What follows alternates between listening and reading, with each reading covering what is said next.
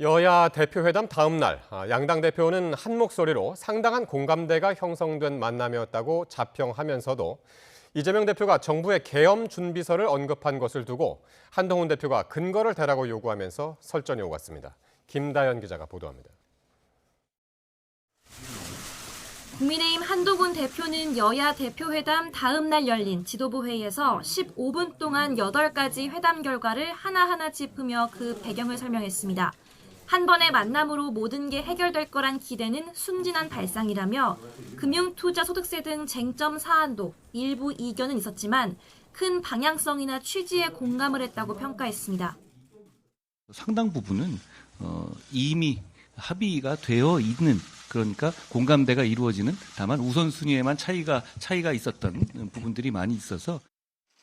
이재명 대표도 세세한 언급은 하지 않았지만 최고위원회의 공개 발언을 통해 매우 허심탄회하고 솔직한 대화가 오갔다며 맞장구를 쳤습니다. 구체적으로 발표되지 않은 부분도 있다며 특히 민생 부분은 상당한 합의가 이루어졌다고 강조했습니다. 공개하지 못하는 또는 공개하기 적절하지 않은 그런 부분에 대해서도 상당히 진전된 대화와 공감이 있었다, 이런 말씀을 드립니다. 애초 공식 의제에선 빠졌지만 공동 발표문에 담긴 의료개혁은 공통 화두로 떠올랐습니다.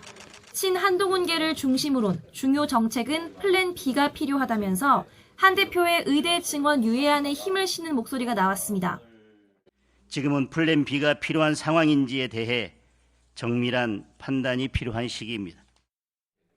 민주당은 응급실이 잘 돌아간다는 대통령 발언을 재차 꺼내들며 정부가 의료 대란 현실을 부정하고 있다고 비판 수위를 끌어올렸습니다.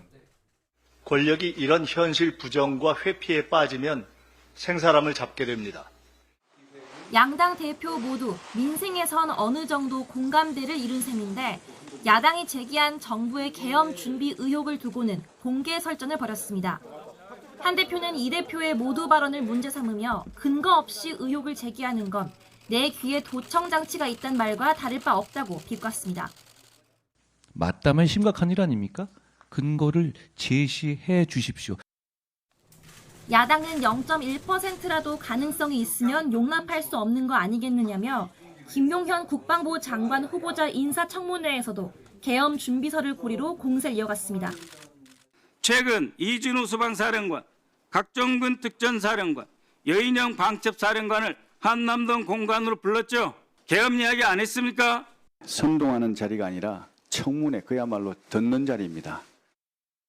이재명 대표의 공개 발언으로 정부의 계엄 준비 의혹이 정치권의 또 다른 쟁점으로 떠올랐습니다. 대통령실도 연일 거세게 반발하면서 여야 대표회담 이후 모처럼만의 협치 분위기가 다시 얼어붙는 것 아닌지 우려도 나옵니다. YTN 김다연입니다.